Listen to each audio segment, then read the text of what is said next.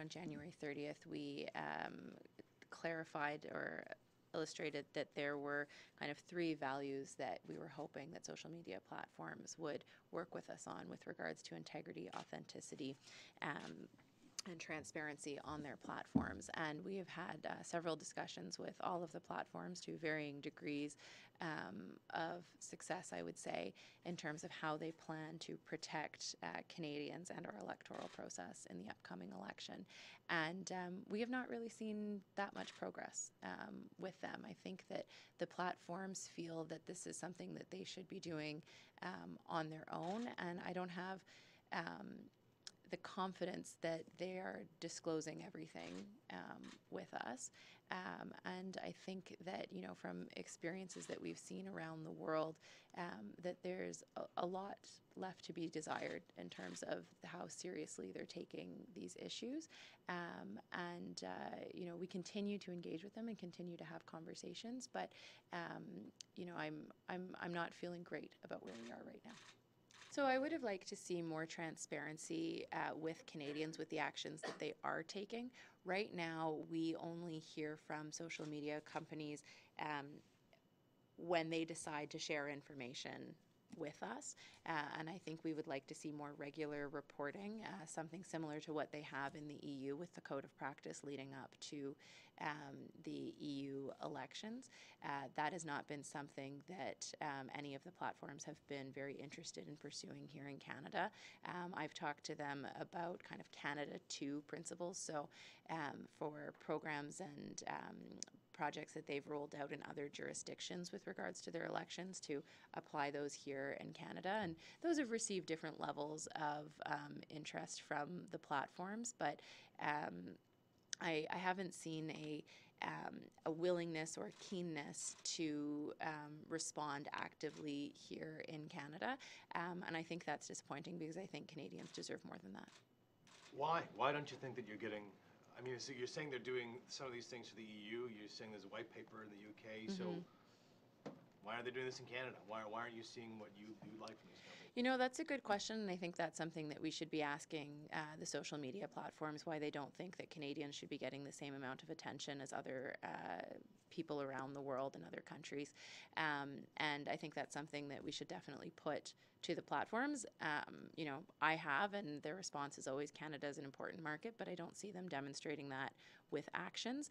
I would say that, you know, I wouldn't paint them all with the exact same brush. You know, Facebook has taken a few more steps than perhaps Google or Twitter, but it's still not sufficient. I think there's much more that they could do, and I think it gets a lot at their core practices in terms of how you know, how their algorithms work, what their profit desires are, and you know, until they think that they are going to be forced to make those changes, I don't think that they will willingly do it. And I think that's disappointing because, you know, here in Canada we have certain values that are infused in our laws, and you know, just because they're operating in cyberspace and at the digital level doesn't mean that they shouldn't respect the spirit of what we have come to expect as a society and the standards that we uphold. Yes, so that was one of the few things that the All-Party Committee on Electoral Reform agreed on, was to stay with a paper-based system and not move towards electronic voting. And I think that what is important for Canadians to note is that because it is a paper-based system, because we go to the polling booth and we get out our pencil and our paper and put it in the into the ballot box, that the actual vote itself, we can have a lot of confidence in terms of the results. And, you know, the CSE is working with Elections Canada to make sure that their website and their systems are protected, and so we can have a lot of confidence in that.